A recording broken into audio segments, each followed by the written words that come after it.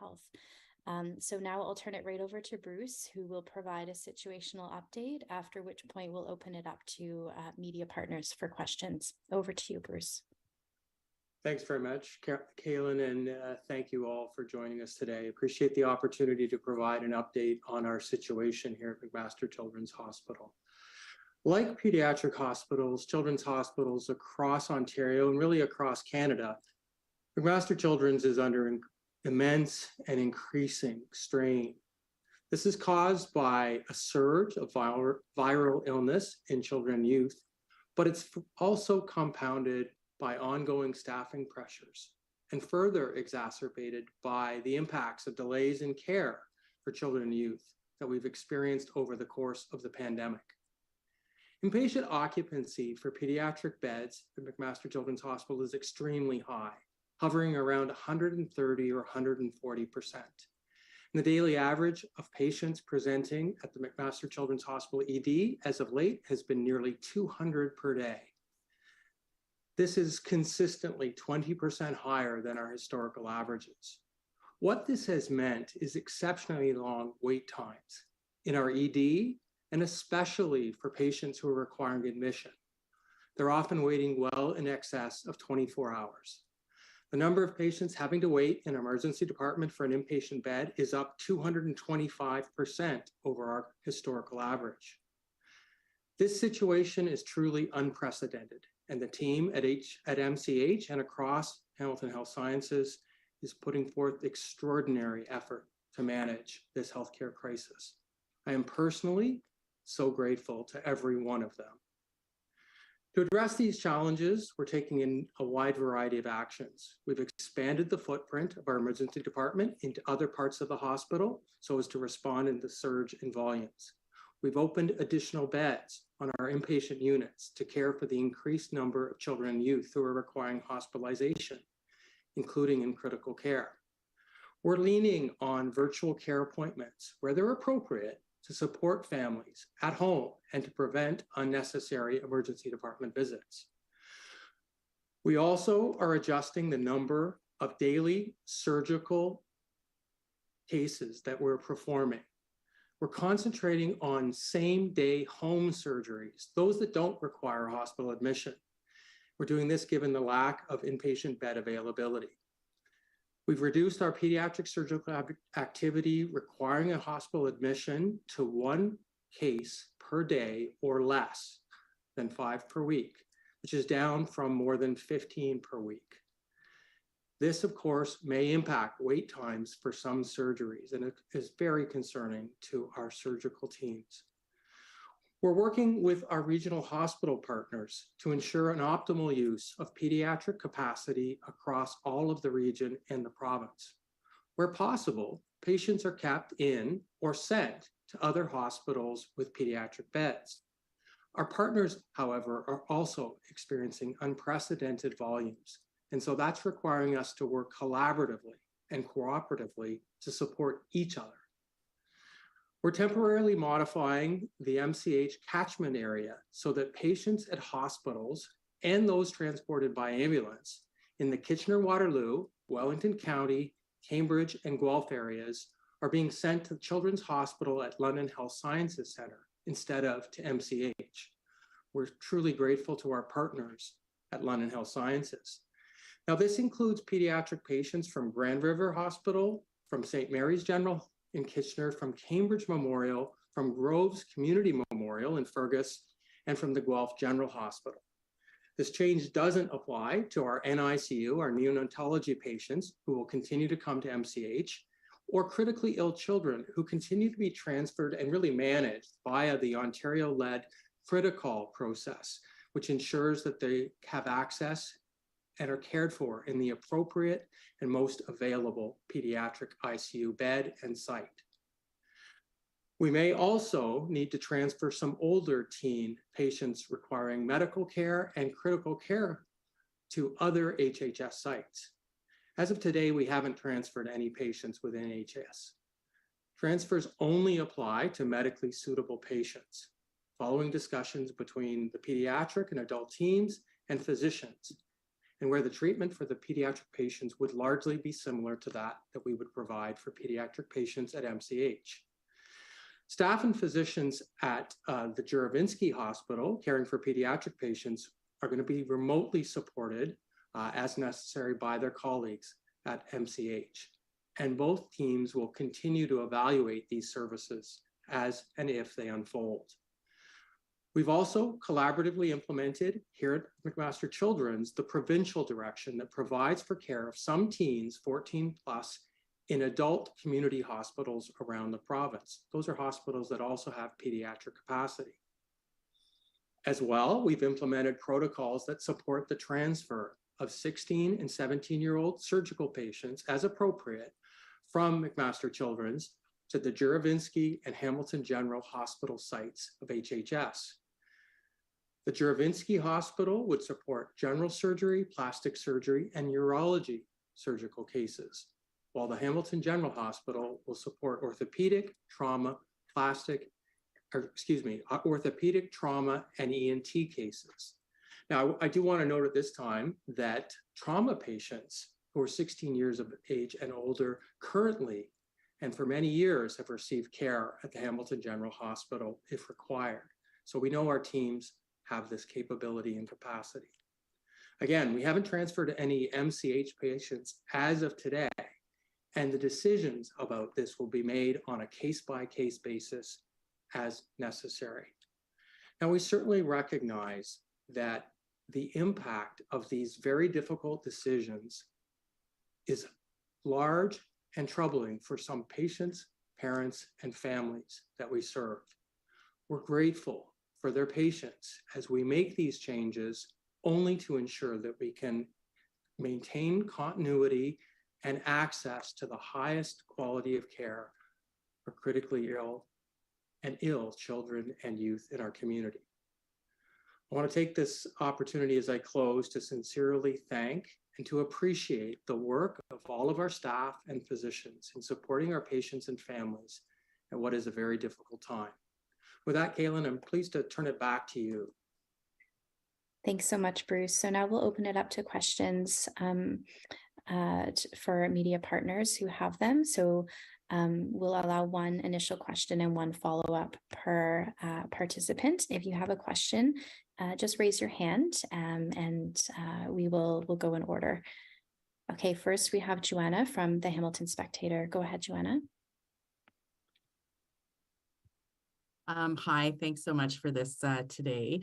The first thing I want to ask is, have you had any aid or any type of solution or any type of plan come from the province to help McMaster and the other children's hospitals in the province during this time? Oh, thanks very much for the question, Joanna. And I'll start off by saying that McMaster Children's, along with children's hospitals from across Ontario and community hospitals, have been meeting with and working with government, with each other, and with other community partners in looking for a number of different solutions that can help us. Now, one thing will be the single best fix in managing this extraordinary time. The province has provided us with additional financial support to allow us to work to expand our emergency department care opportunities through pathways within the hospital and at our urgent care sites.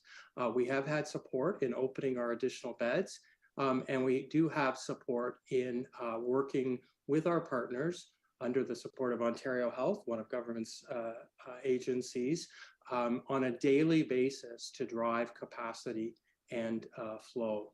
There's no question that to meet the ongoing and continuing demands, we're going to have to continue to work together across all levels of the health system.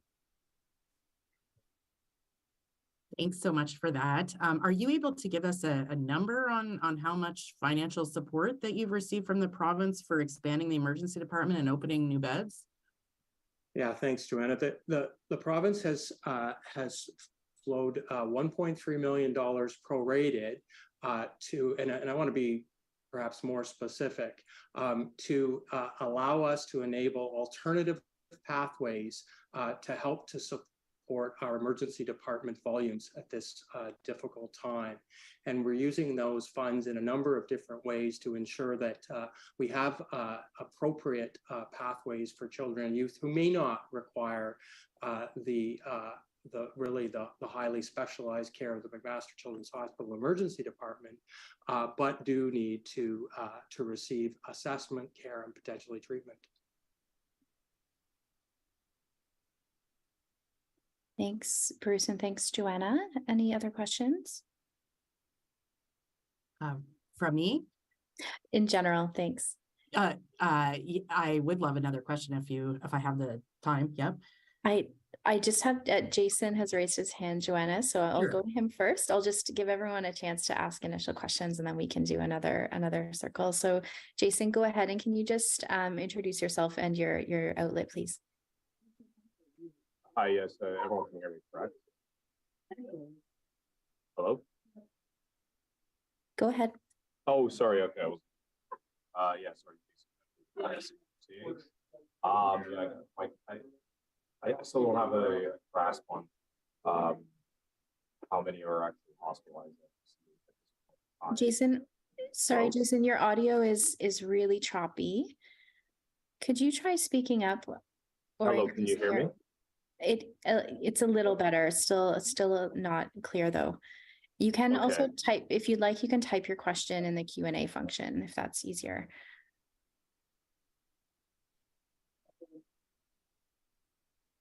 Sorry, my chat is disabled. Okay. I'm sorry, you know what? Joy, can go again. But sorry.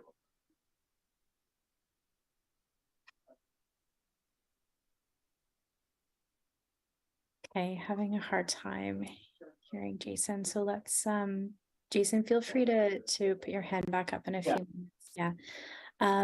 Okay, any other questions?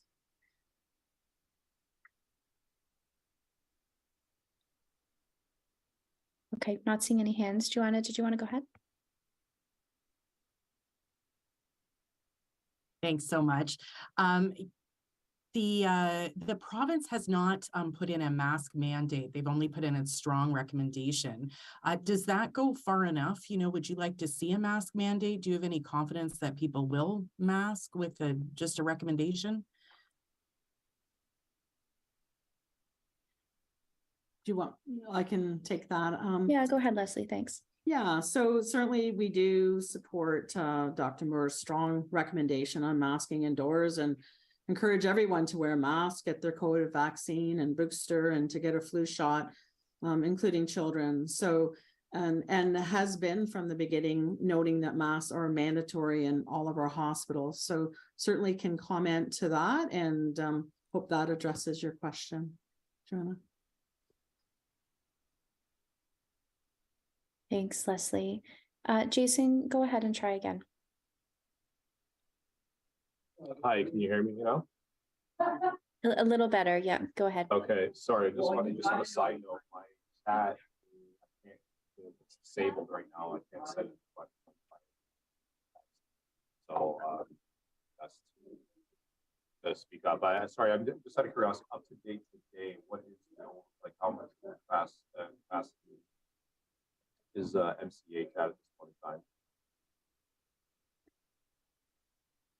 Jason, I'm sorry. I don't know about others, but I'm still having a really hard time hearing you. Your audio is not clear. Sorry, also my chat is disabled. There is a Q&A function within Zoom. You can try the Q&A function alternative to the chat.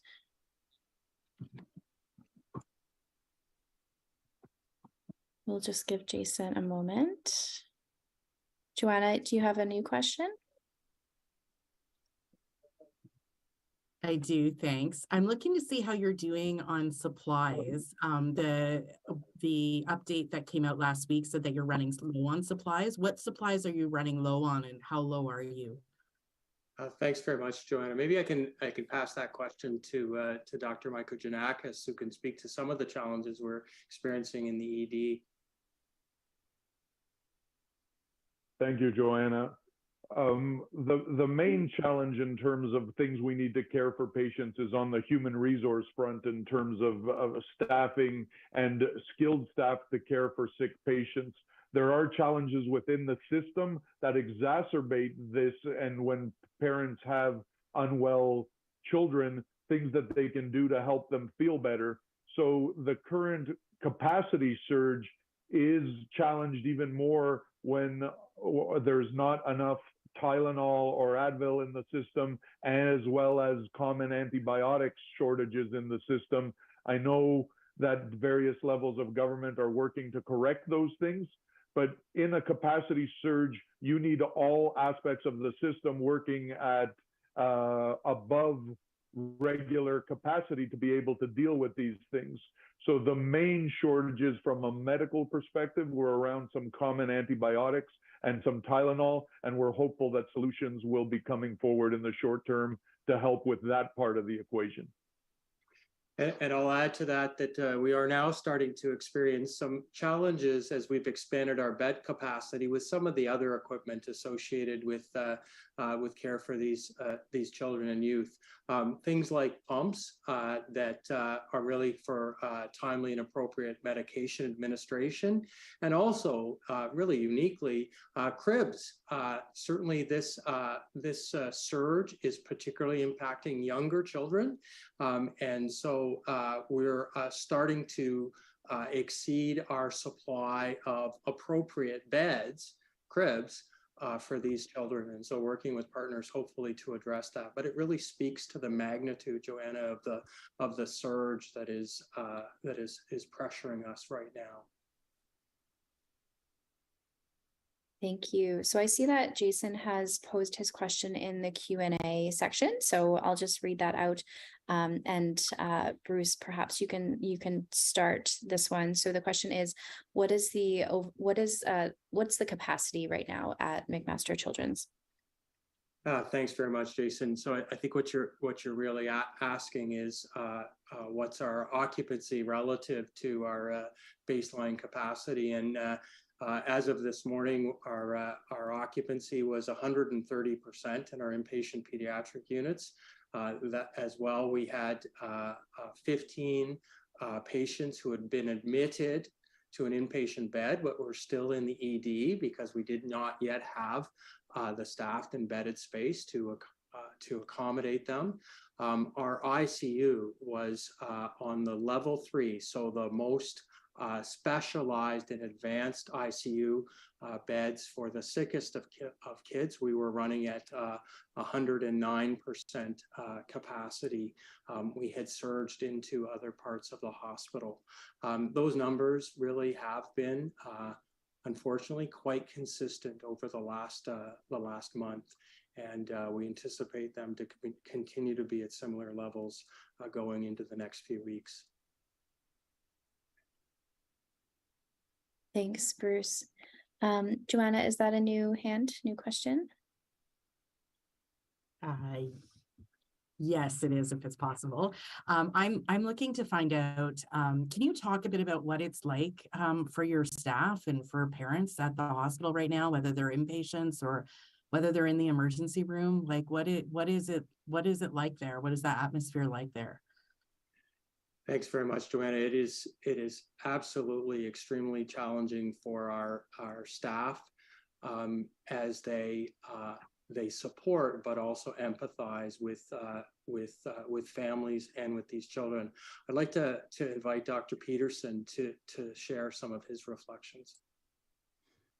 Yeah, no, thanks, Bruce. Joanna, it's a great question, and thank everybody for being here and sharing this message, which I think is very, very important. I think the stress level, for the parents, for the children, for the staff, for everybody in the hospital right now is very high. It's when you look at some of these meetings, and I look at some of my colleagues that are working in the trenches. My heart bleeds. I mean, they're really just every day, just going more and more. So thankfully we have such a great team at McMaster Children's Hospital, and so much support and so much understanding between groups, the surgery group, the medicine group, the ED, the PICU, everybody really working together here. You know, it's been tough. I mean, you know, Bruce has outlined some of the surgical things, and if I can maybe take a few seconds to go over what we've changed to help accommodate these really sick children, where we've gone down to 1 admission a day. I'll talk maybe a bit more about that in just a second. We've sort of tried to supplement our cancellation of the same day home surgery so we can keep, you know, treating children as well. We've had the protocol that just opened up last weekend, where we will be sending some 16 to 17-year-old, you know, patients that require inpatient emergency surgeries at McMaster Children's Hospital. The proper ones will end up going to the Dravinsky and the general as time moves out. We've even started to talk to our group about scheduled surgeries, and if you have a 16 or 17-year-old, can we send these patients to somewhere else to get their surgery done? The philosophy we're using is pretty strict. We're picking patients. It's really, if we think over the next 4 weeks that they'll have significant morbidity or even you know, serious complications that they're not able to be done at this time. This is very stressful, and we're really making decisions on a daily basis. Thankfully, the team that I have under me, all my surgeons are incredibly well trained. They're a group that works very well together, and these decisions are made not lightly, and they're made with good evidence. So they're really made with surgeons that are very good at understanding patient conditions. But even today, we had to switch a patient out. You know, the decision was on Monday whether we did a patient that had a tumor, we did a patient that might lose bladder function. These are sort of the decisions we're making. Again, they're being made safely. It's being made with a group that is so understanding of these conditions. But this is a situation we're at in surgery, and it's very difficult to make these decisions. I think the stress level is high. You know, we haven't recreated the wheel. We've put together a framework that was used during the early parts of COVID to help with these decision making, which has been very, very important. And we've had extremely good support, innovative thinking, out of the box ideas from many parts of the hospital, and getting these patients done that really need to be done. So thankful to all my colleagues on this call and everybody in the hospital for working so hard at this point to continue the flow of these important surgery patients. Thank you, Dr. Peterson. Any other questions from those who haven't raised their hand yet? Okay. I wonder if, just in closing, if perhaps Dr. Mikrogiannakis, you can speak briefly to families and the public at large of, you know, what they could maybe do at home to, you know, in light of a severe infectious season, in terms of you know, prevention, but also should their child get sick, you know, how do you know where to go and when, and how to navigate the system, knowing that ED wait times are very high right now? Thank you, Kaylin. No question, it's a challenging time for families with small children, and especially when the family's unwell or when they get sick.